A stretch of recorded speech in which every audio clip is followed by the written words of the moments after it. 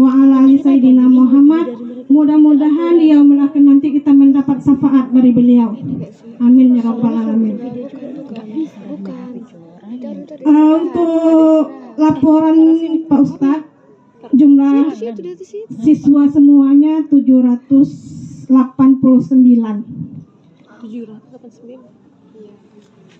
Ini siswa kami dari berbagai suku. Ada suku Batak, ada suku Jawa, ada suku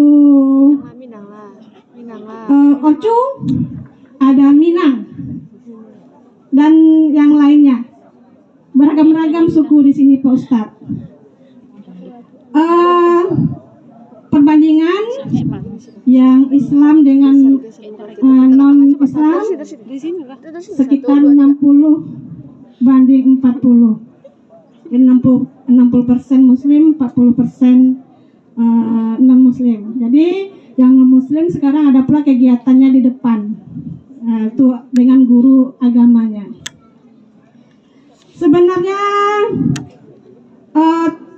tahun baru Islam ini jatuhnya pada tanggal 27 Juni 2025. Tapi kita peringati sekarang karena di tanggal tersebut kalian dalam keadaan libur, ya, libur akhir semester, libur kenaikan kelas.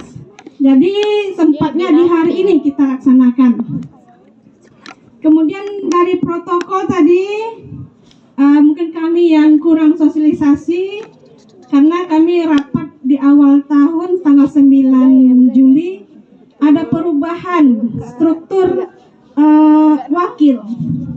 Jadi kami sampaikan di sini wakil untuk kurikulum adalah Bu Aulia El Palizani. Bu Aulia ada kan? Di sana dia. Kemudian wakil kesiswaan adalah Pak Sahrizal. Yang ketiga wakil humas adalah Bu Siti Sukarsi. Dan wakil sarana prasarana adalah Bapak Mazri. Ya, jadi itu perubahan yang kita lakukan untuk tahun pelajaran 2025 dan 2026. Dalam memperingati tahun baru 1 Muharram 1447 Hijriah ini, kita harapan bahwa tahun ini lebih baik dari tahun yang kemarin. Itulah orang yang beruntung. Jadi kalau tahun ini lebih buruk dari tahun kemarin, itu termasuk orang merugi.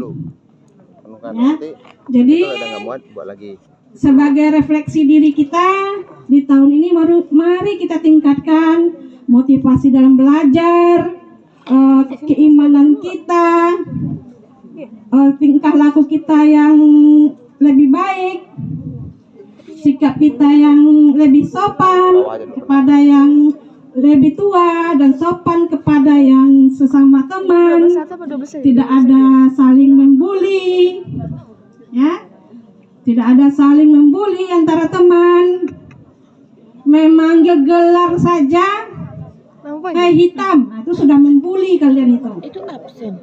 Hai gelap, Enggak cuman yang enggak hadir aja nih. hai pesek, nah itu sudah masuk membuli, ya. Jadi sikapnya tolong dijaga.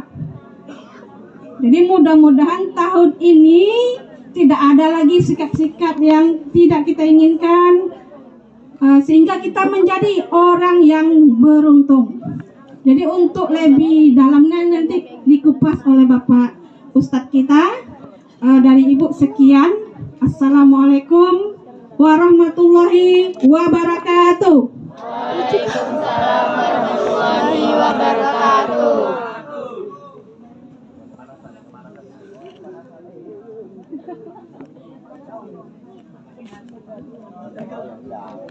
Terima kasih kepada Kepala Sekolah SMA Negeri 1 Tabung Ibu Neneng Susanti MPD yang telah menyampaikan kata sambutan pada pagi hari ini.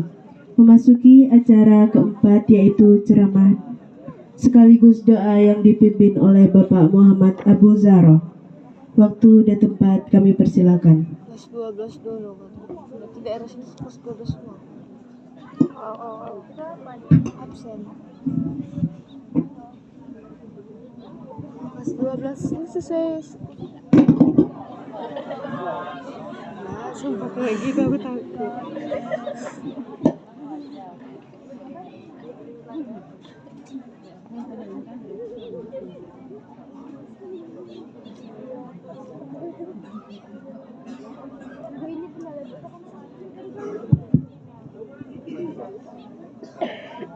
Bismillahirrahmanirrahim. Assalamualaikum warahmatullahi wabarakatuh. Waalaikumsalam warahmatullahi wabarakatuh. Alhamdulillah wassalatu wassalamu ala Rasulillah Selang waktu.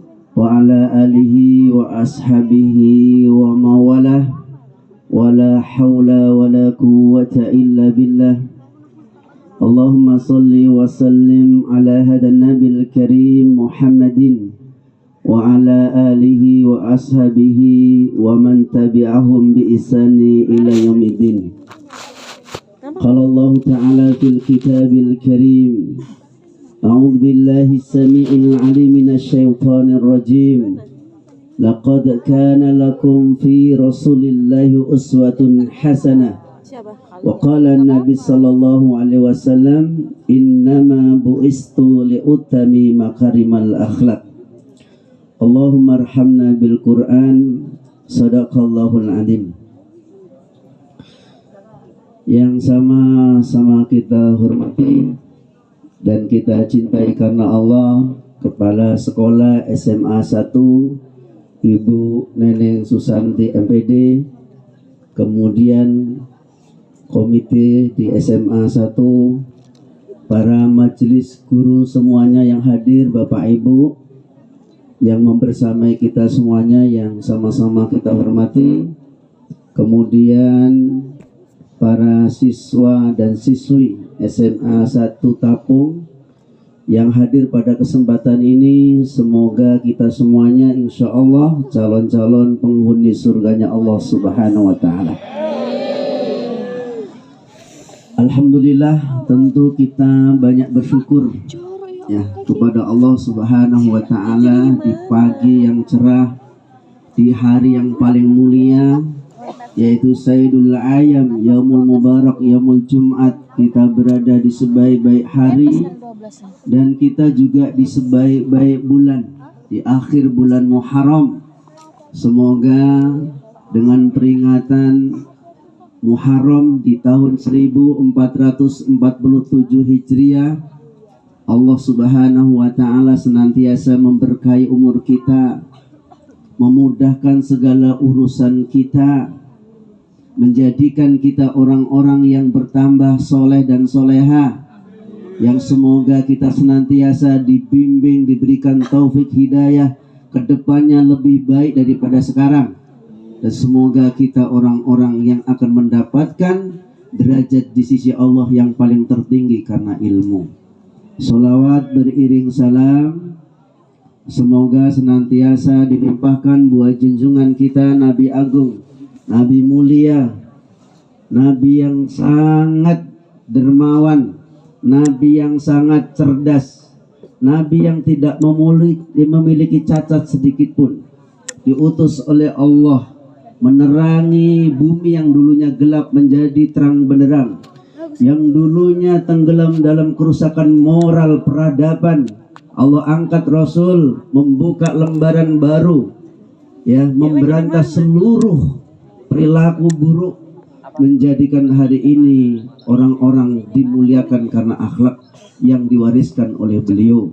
Maka daripada itu, kita semuanya untuk senantiasa di pagi hari ini bersolat kepada beliau. Allahumma salli ala Sayyidina Muhammad wa ala ali Sayyidina Muhammad. Assalamu alayka ya Rasulullah. Assalamu alayka ya Nabiullah. Anak-anakku sekalian yang saya cintai karena Allah, karena kita berada di sebaik-baik tempat.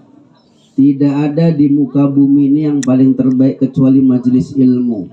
Kita niati pagi hari ini duduk di antara taman-taman surga. Karena sesungguhnya taman-taman surga di dunia bukan di mall, bukan di tempat kedai kopi, bukan di tempat tongkrongan, tapi taman-taman surga di dunia adalah di majelis ilmu. Maka mudah-mudahan berawal dari taman-taman surga di dunia, bermuara di taman-taman surga nanti di akhirat. Amin. Maka anak-anakku sayang, ya, ini seumur anak saya semuanya. Anak saya 5, yang pertama S2 di Jogja, ya, melanjutkan S3-nya rencananya di Abu Dhabi. Yang kedua di Yaman, ada di sini alam Manda ini yang satu letting dengan anak saya di Yaman, namanya Noval. Ya, kemudian yang ketiga anak saya di Qatar. Yang ketiga keempat, alhamdulillah masih di Pekanbaru. Artinya anak-anakku sekalian, sebelum Ustadz melanjutkan materi yang sangat penting untuk bekal kita, saya sampaikan, karena di sini ada malaikat. Bayangkan tidak ada tempat yang didoakan malaikat kecuali majelis ilmu. Innallaha wa malaikatu wa alus samawati wal ard hatta namlatu fi hujriha yusalluna ma yunasu bil khair. Sesungguhnya penduduk langit, penduduk bumi, para malaikat-malaikat, hewan-hewan melata yang ada di lubang-lubangnya sekarang sedang mengadahkan tangannya, mengadahkan dirinya, bermunajat kepada Allah, memohonkan ampun kepada orang yang berada di majelis ilmu. Karena kita saat ini didoakan oleh para makhluk yang paling mulia, malaikat, maka hendaknya kita menjaga adab. Diusahakan dalam waktu kurang lebih 30 menit ini duduk merenung, muhasabah, kemudian sambil kita menikmati, ya, sinaran matahari yang pagi. Mudah-mudahan ini menjadikan keberkahan di awal di hari ini.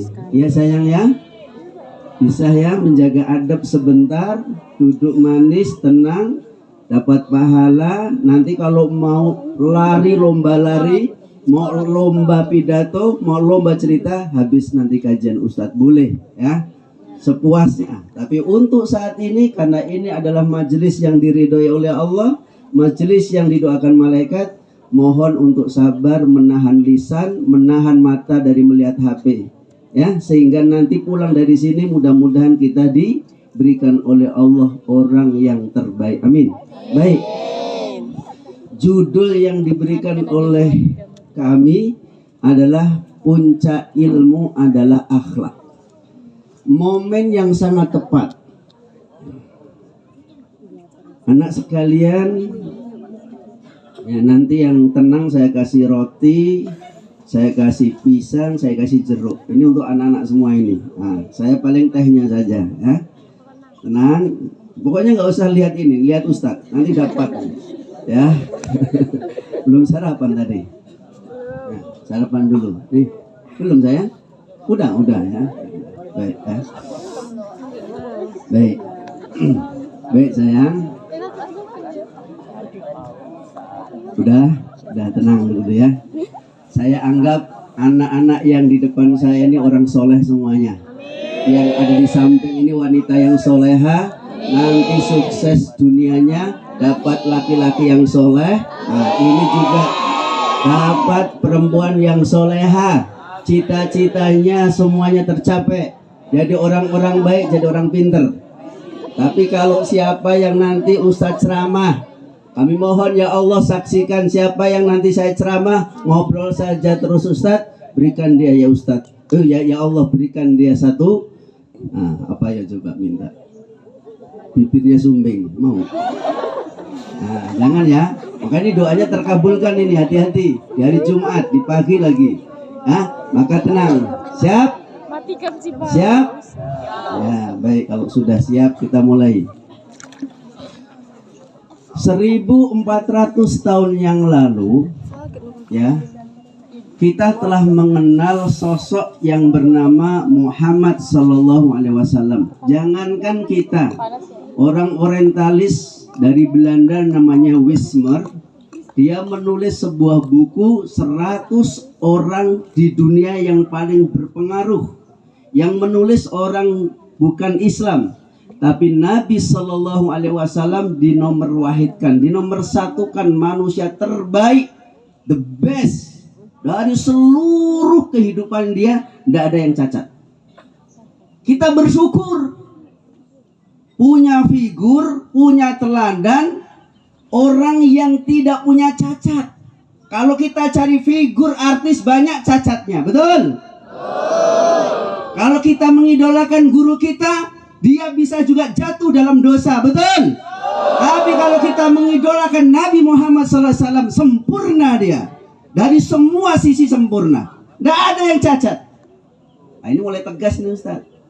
Memang karakter Ustadz begini. Ustadz 8 tahun di Undri, ya. Jadi kalau angkatan 2004 sampai angkatan hampir 2016 itu yang di Undri pasti semua sama Ustadz. Lembaga dakwah kampus Undri saya megang. Ya, jadi membina siswa-siswa yang tadinya nakal, narkoba, kebut-kebutan jadi anak yang soleh insya Allah. Jadi yang di sini suka kebut-kebutan, suka ngerokok, suka pacaran, suka bolos, serahkan sama Ustadz. 2 hari selesai, mati dia. Enggak. Aduh jatuh. Semangat ya. Baik sayang ya, sayang. Yuk, mulai fokus. Ya. Jadi Nabi Shallallahu Alaihi Wasallam diutus oleh Allah di saat itu tidak ada manusia yang terbaik di jagat raya. Bayangkan nak, Nabi diutus di sebuah peradaban, sebuah kaum, satu bangsa, satu negara. Bukan negara lagi, Jazirah Arab itu meliputi 17 negara. Ya, itu tak ada satu orang yang terbaik. Bayangkan, saat itu Nabi diutus di tengah-tengah manusia yang gak ada kebaikan satupun. Dari sisi moral rusak, dari sisi pergaulan apalagi, dari minuman khamr itu hal yang biasa, dari perzinahan itu hal yang lumrah. Dari sisi manusia yang paling bejat ada semua yang lengkap. Nabi Sallallahu Alaihi Wasallam diutus. Makanya kata Nabi SAW, innama bu'istu li'uttami makarimal akhlak. Kami diutus salah satu untuk membawa peradaban akhlak. Ini akhlak itu paling penting. Adab dan akhlak itu paling terpenting di antara yang penting. Sebelum ilmu itu adab. Kenapa? Adab itu ruh, akhlak itu ruh. Ya, manusia ini hidup tanpa ruh mati, betul? Sama punya ilmu setinggi apapun, sepinter apapun, senilai tinggi akademisnya pun, kalau tidak punya akhlak, ilmunya tak terarah. Akan menjerumuskan seseorang yang punya ilmu tanpa dipandu, dikawal, dibimbing oleh akhlak. Karena akhlak hari ini menjadi kebutuhan yang darurat. Kenapa? Banyak anak-anak SMA yang hari ini terjerumus dalam pergaulan bebas. Ya, menurut Profesor Dr. Yanugroho selaku peneliti, ya, anak Jakarta, dia meneliti dari semua negeri bangsa yang kita cintai, yang mayoritas umat Islam ini mesti kita malu. Ada 3 juta anak setiap tahun yang diaborsi. Ini data fakta valid. Setahunnya di Indonesia itu ada anak yang umurnya siswa SMA, pergaulan bebas, punya anak tanpa suami, dan anaknya itu dibuang di tong sampah. Nilainya ada 3 juta anak di Indonesia. Ngeri enggak nak sayang? Apa harapan orang tua? Ini contoh cerita, nggak jauh-jauh dari sini, jaraknya hanya 10 kilo dari sini. Kasus itu saya alami sendiri, saya yang menangani kasus itu. Saya sebagai psikolognya waktu itu. Baik, nggak jauh dari sini arah ke Tandun. Perhatikan sayang. Nanti saya lempar pakai jeruk nanti. Nah, enggak.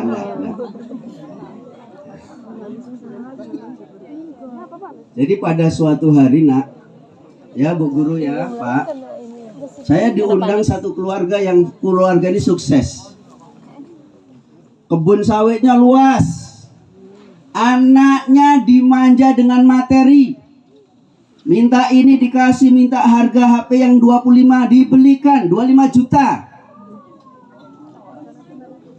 Nah ini penting, ya. Jadi ternyata harta orang pinter hanya punya harta, nggak punya akhlak akan rusak.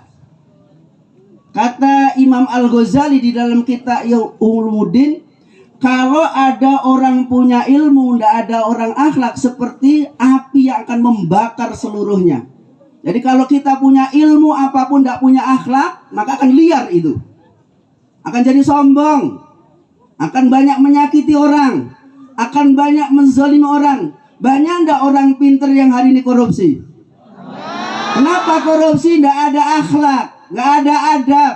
Banyak ndak kasus anak-anak hari ini menyimpang, durhaka kepada orang tua, melawan sama guru, bertengkar, berbohong.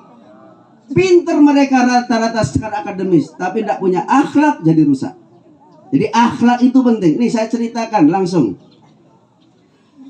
Jadi saya diundang, Ustadz, mohon datang ke rumah saya. Anak saya ini kayaknya kerasukan jin, Ustadz. Karena biasa kami suka meruqyah orang. Ini kalau saya ruqyah ini rata-rata menjerit semuanya karena banyak jinnya ini. Wajah-wajah banyak jin ini. Kalau wajah-wajah yang meluarkan aura, ya, kalem, soleh, ahli ibadah itu nampak. Tapi wajah-wajah yang liar, suka kebut-kebutan, itu bisa dilihat dari wajah langsung. Ustadz melihat begini aja langsung kenal. Karena Ustadz sudah menterapis kurang lebih 2000 orang anak-anak kayak begini. Di Terawang saja udah nampak. Kasusnya apa, kebiasaannya apa, suka apa, itu nampak ini. Nampak nih. Nah, nampak ya, nggak usah saya sebutkan. Nampak. Cantik-cantik nampak. Baik. Kemudian saya duduk di ruang tamu, saya hadirkan. Ya ibu-ibu gurunya pun nampak, nampak cantik. Baik, lanjut. Kemudian ketika saya meruqyah, yang justru menjerit-jerit, yang justru teriak-teriak bapak ibunya. Anas, tidak tahan. Kenapa Bu? Nggak tahu Ustaz. Oh ternyata banyak jimatnya di rumah. Oke, keluarkan jimatnya. Saya ruqyah lagi. Anak yang tadinya yang saya ruqyah termenung. Ya, kemudian gak reaksi sedikit pun. Biasanya kalau orang kerasukan jin, dibacakan ayat kursi, dibacakan 3 kul, itu pasti menjerit, pasti menangis. Kenapa anak perempuan SMA kelas 1 mudah-mudahan tidak sekolah di sini, mudah-mudahan, ya. Kemudian terus saya berupaya meruqyah yang justru kerasukan jin bapak ibunya. Saya tuntaskan bapak ibunya sampai selesai 2 jam. Keluar jinnya semuanya. Anak ini saya ulang, enggak juga, bengong dia, termenung dia, enggak ada reaksi. Kemudian saya menyimpulkan, Pak, Bu, anak bapak ibu ini enggak kerasukan jin. Depresi tingkat tinggi, ada masalah psikolognya nih. Coba jujur, Pak. Kalau memang Bapak jujur, saya akan bantu untuk menterapisnya. Saya dibawa ke kamar, duduk bersama bapaknya. Masya Allah. Bisa bayangkan nak? Bisa bayangkan sayang? Anak kelas 1 SMA ini ternyata statusnya janda. Punya anak yang dibunuh, dihamili oleh kawannya 6 orang di kelasnya. Ini kejadian ada di Kampar. Nggak usah bilang jauh, masih Tapung. Kalau mau saya tunjukkan, saya tunjukkan. Dan ini kasusnya banyak di Teran-Teran sekarang. Narkoba dulu hanya di kalangan para artis.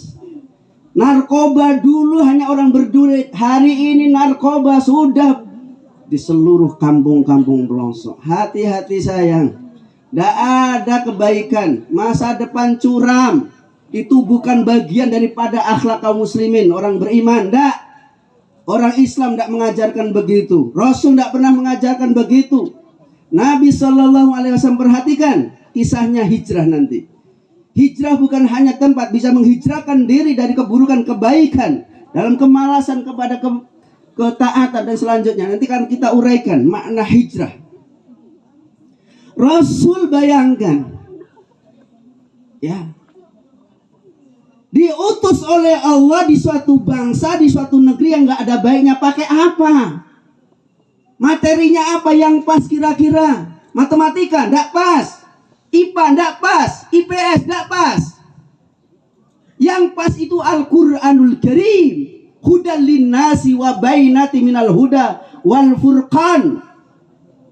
Ya, Al-Quran itu lentera, Al-Quran itu cahaya, Al-Quran itu obat, Al-Quran itu penenang, Al-Quran itu adalah panduan. Kalau itu hilang dalam kehidupan kita, ruhnya hilang kehidupan kita, akan menyimpang. Karena ilmu yang paling tertinggi Al-Quran tidak bisa dibandingkan dengan ilmu sains apapun. Bahkan penemuan-penemuan sains teknologi canggih pun dia merujuknya kepada Al-Quranul Karim. Fokus Nabi mengajari orang-orang yang rusak ini dengan Al-Quran. Karena Al-Quran di dalamnya lengkap panduannya tentang akhlak. Luar biasa sayang, 13 tahun terbayang Nabi tidak pernah mendapatkan ketenangan. Ujian demi ujian. Ya. Bahkan Nabi SAW harus menderita 2 tahun di lembah Thalib, Abu Thalib diboikot hanya makan dedaunan. 2 tahun. Sampai Nabi mengatakan, ya Rabb, andaikan saya wafat saat ini, engkau tidak akan disembah oleh manusia selama-lamanya. Kenapa? Estafet dakwah berhenti di sini. Maka ya Rabb, berikan kesempatan aku untuk hidup, akan melanjutkan estafet perjuangan dakwah untuk mengeluarkan manusia dari kebodohan kepada ilmu pengetahuan. Itu kalau saya ceritakan ketika umrah bersama saya, nangis semua jamaah. Terbayang berjalan kaki Nabi menjinjit tangan kakinya menuju ke Gua Sur, ke Thaif, perjalanan 100 km dalam posisi berlumuran dengan darah. Nabi bukan untuk menjaga dirinya agar dia hidup, tapi Nabi menjaga masa depan agar manusia punya akhlakul karimah. Nak sayang, mungkin akan tercengang kita semuanya. Siapa kawan-kawan Nabi di awal dakwahnya? Mengajak manusia untuk berbondong-bondong menuju kebaikan. Dikirain orang tua? Enggak. Anak-anak muda yang tua kalian semuanya. Rasulullah SAW pertama kali mengajak diskusi tentang keumatan. Yang bicaranya bukan hanya RT RW, tapi Nabi SAW mengajak bicara kepada lawan bicara, berbicara peradaban dunia. Namanya Ali bin Abi Thalib. Saat itu umurnya baru 10 tahun. Bayangkan, 10 tahun. Hari ini 10 tahun di mana 10 tahun? Main game. 10 tahun di mana hari ini? Masih merengek. Jangankan yang 10 tahun, di depan saya ini masih banyak merengek. Masih suka menyakiti orang tuanya. Tak pandai bersyukur kepada orang tuanya. Tak pernah berterima kasih kepada orang tuanya. Tak pernah